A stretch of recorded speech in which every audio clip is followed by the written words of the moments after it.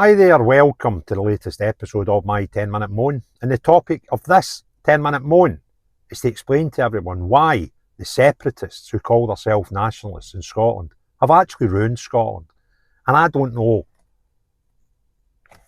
if they actually understand what they've done to our country over the last 10 to 15 years. And let me explain. I'm watching what's happening before Holyrood elections. The build-up starting. We're less than a year. We're about 50 weeks away from an election for Holyrood to put some new MSPs in there, hopefully. So the build-up started. The canvassing started. The campaigning has already started. And what the nationalist movement are telling you is, or the separatist movement as I call them, that you need to give an independence majority at Holyrood, and that will mean you have a referendum. And that's total lies, because the biggest court in the UK told Nicola Sturgeon 2 years ago, maybe 3 years ago now, that won't happen. And what they've been doing is SNP called what was it the word they put again? A de facto referendum at the last election, and some of them have conveniently forgot about that and pretend that didn't happen, where they changed the rules. They were saying at one point if they get the majority of the votes, that would give them a mandate for a second referendum.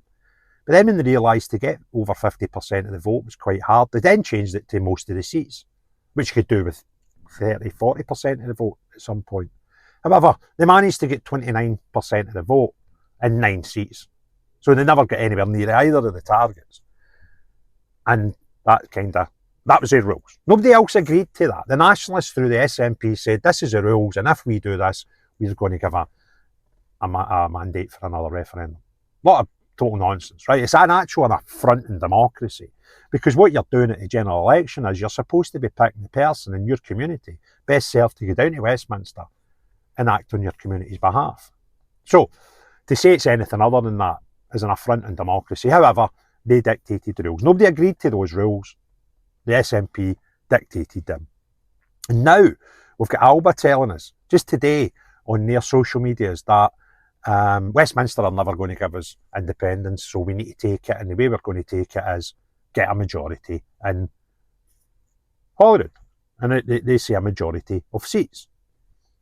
And the way that the Holyrood election works, you could probably do that with even less than you were trying to do it in Westminster, because if you've got 2 parties, or 3 as they have, the Greens class as an independence party, then because of you've got constituency seats first past the post, and you've got the regional seats, which is a sort of PR system for that, you could do that with less votes than it would take to do it in Westminster. So they're just reinventing the wheel to suit their own needs. And I'll tell you why it is ruining Scotland. What that parliament needs, if we give it that name, it's actually a regional assembly, but for some bizarre reason we call it a parliament. What that devolved parliament should be doing is dealing with the things that it knows it can deal with, like education, like police, like stuff like that, housing. And I've said that umpteen times, don't use the devolved powers, actually abuse them, wring every bit of effort out of them, and abuse the devolved powers to make Scotland a better place. Now, if you don't think that's possible, then you should be calling for the abolishment of Holyrood. Because surely as a Scottish person, you wouldn't want hundreds of millions of pounds every year that it costs to run that building if it can't do anything, as we hear from many separatists. And they don't. They want to keep this thing going, and they want to keep that as a wee way of possibly getting independence going forward. Now, there is nothing wrong with people that have a notion of, if I had another referendum, I'd quite maybe like to have an independent Scotland. It's not my choice, it's not my view, but I understand people that have that. What I don't understand is, and what I'm really starting to have a problem with, is people that's the only thing that's important to them. It's that or nothing. We have independence or nothing, and it's just all we talk about, all we post about, all we demonstrate for is an independent Scotland. and nothing else matters. And that is what's wrecked Scotland. We really ripped Scotland apart. Scotland was more together before 2014 than it is today. And anybody who wants to dispute that fact is howling at the moon. Because during that referendum, we made everybody pick a side on a polar opposite opinion. You either wanted an independent Scotland or to remain part of the Union. But I firmly believe that the big chunk of people in the middle weren't that bothered either way. It wouldn't really change their mind or change their life. Because the vast majority of people don't care.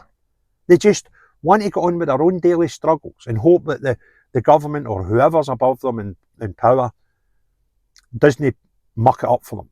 Right? Let's let them go to their work, let them have their holiday or two a year, let them try and build a nice wee home and a future for their family. That's kind of where the majority of people are. They don't care. And that's no a bad thing. I'm not saying that that's a bad thing. I kind of get it. I was that person for 50 odd years of my life. Me being interested in politics is a relatively new thing. And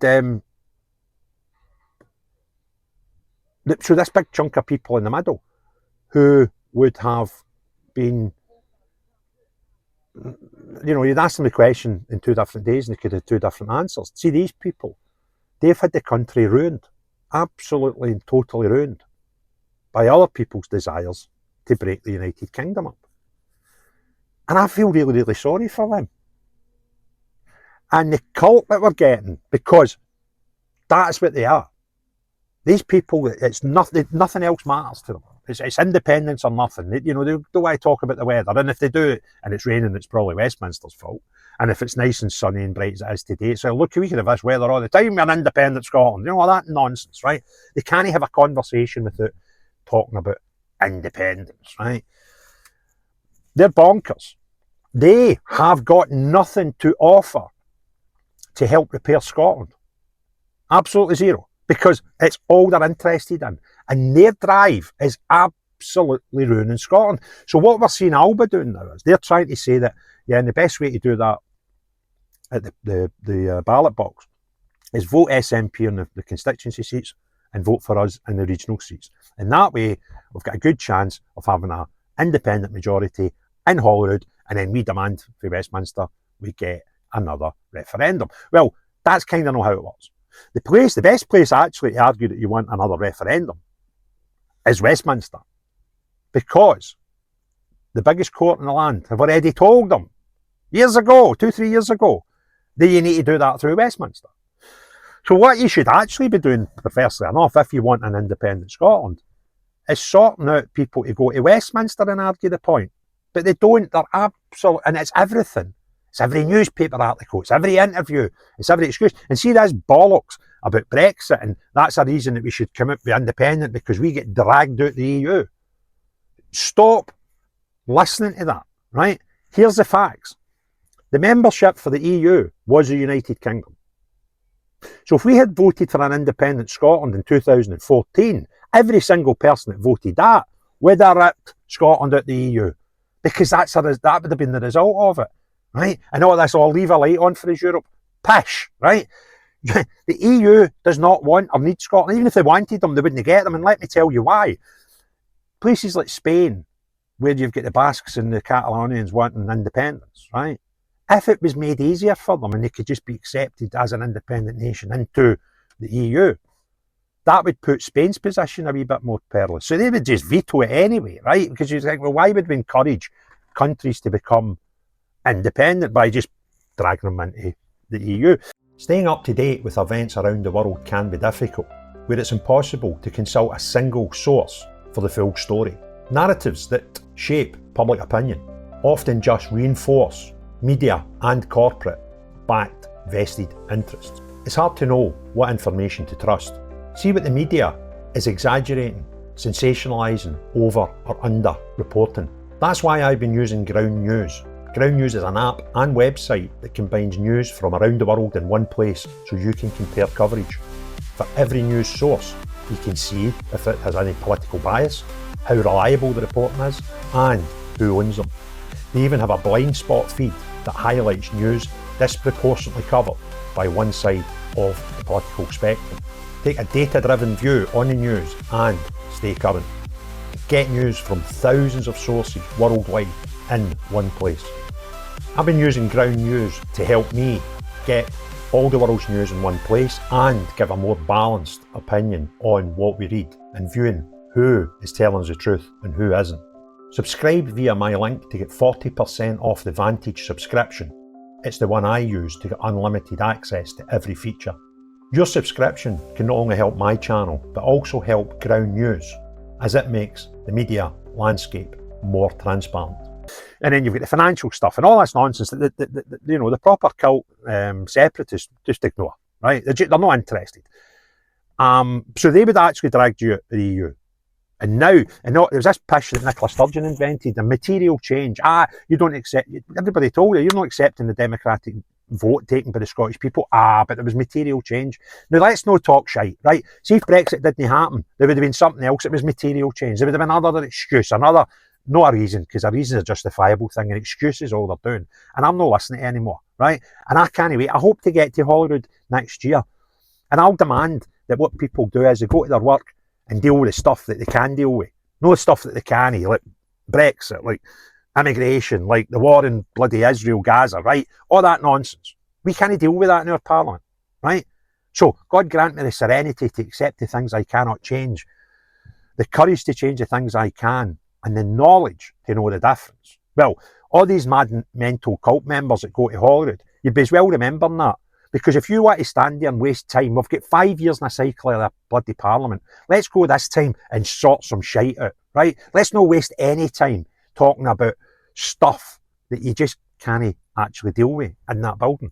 It's pointless. You only sit 3 days a week and you don't sit every week of the year. So when you actually figure out the amount of working days you've got in that place, go and use it to your advantage and stop, absolutely stop, trying to deal with stuff that you know fine well you can't deal with. Bonkers. And you're ruining Scotland every single year that this goes on. So stop it. You want a better Scotland? Deal with it. Fix it. And you know what? Perversely, see if you'd actually listen to what I'm saying and react on what I'm saying, you might make Scotland a better place. And people go, well, it'd probably be better being independent, right? But no, I don't care. I would just want a better Scotland. End of. Full stop. Right? And somehow, because I'm quite happy being a unionist, some people believe that I can't be a proud Scot.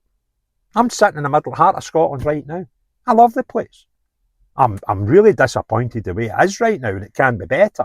But it'll not get better. Well, we're pulling apart and all we're talking about is destroy the union and blame everybody else. Put the big boy pants on. Let's go and govern the Scotland for 5 years. Just one parliament cycle where we don't talk nonsense about stuff we can't deal with, and see how it goes on.